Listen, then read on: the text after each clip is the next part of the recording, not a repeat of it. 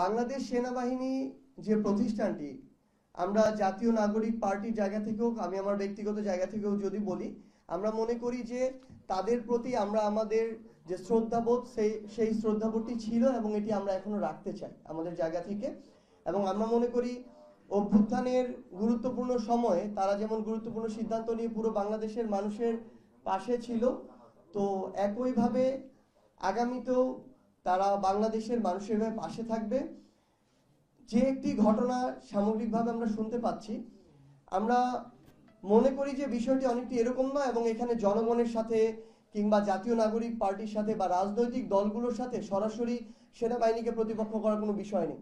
আমাদের যদি কোনো একটি নির্দিষ্ট প্রতিষ্ঠানকে নিয়ে কোনো একটি প্রশ্ন থাকে, মতামত থাকে, আমরা সেটি করব এবং যৌক্তিক আলোচনা সমালোচনা হবে।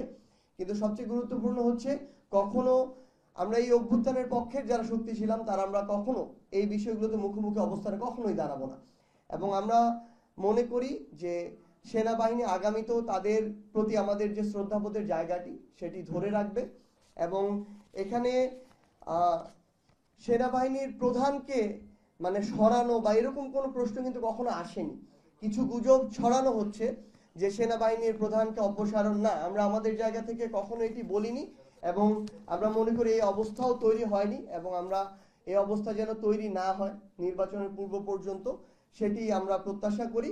বাংলাদেশ সেনাবাহিনীর সাথে প্রতিষ্ঠান হিসেবে রাজনৈতিক দলগুলোর এবং আমাদের যে শ্রদ্ধাশীল যে সম্পর্ক, আমরা চাই সেই সম্পর্কটি সবসময় ছিল, আছে এবং আগামীতেও থাকবে।